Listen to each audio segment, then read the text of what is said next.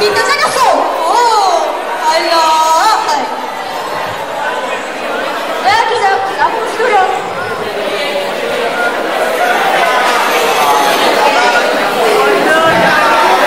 Awan lah weh.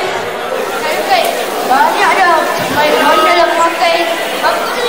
Ini kota.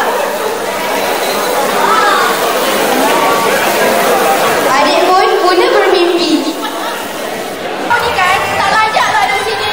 Aku dah nampas Malaka. Malaka boleh lebih aku lah. Kita nak kami. Ni tempat tinggal utama umat Islam dan juga tempat tinggalan sejarah Nabi-Nabi kami. Ibat sama. Hei, kau buat apa sama aku? Cepat sama aku lah.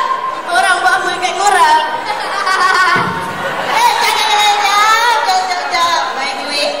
Thank you sebab kita orang dapat bayar duit sebab daripada semangat korang.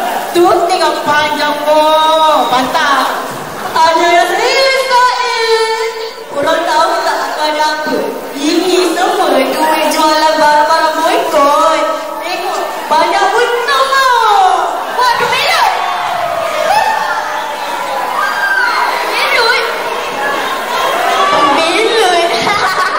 Kau tak nak tahu tak? Sebenarnya kau dengan dia sama je. Dua semua duit aku.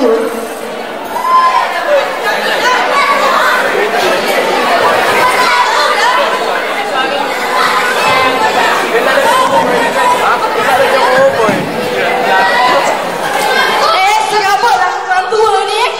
Batin lah.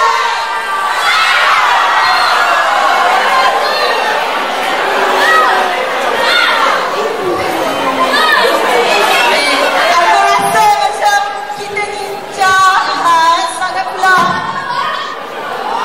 Relax lah. Macam tak biasa benda orang yang berhenti. Betul ni kan? Tak jadi duty harian dah. Apa masalah korang? Duty harian kan.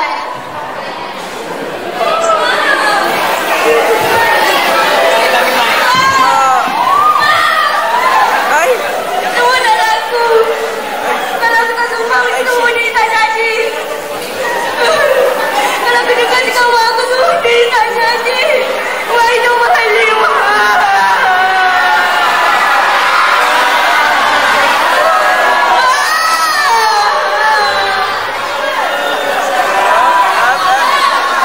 Adik, kenapa ni?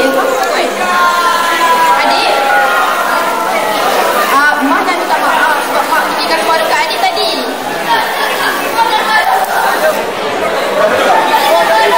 Minta maaf sebab adik tak dengar cakap Mak. Weh, kau tahu tak? Semalam Bunda datang bagi kita buenos. Sweet gila dia. Kau benda tu sepatutnya kita boykot je.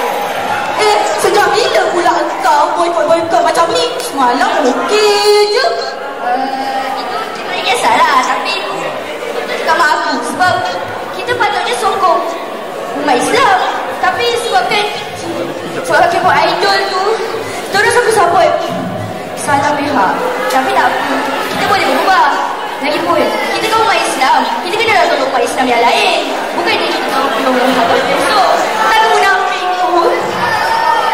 Yelah, aku akan cuba berubah. Tak apa, kita kan kawan.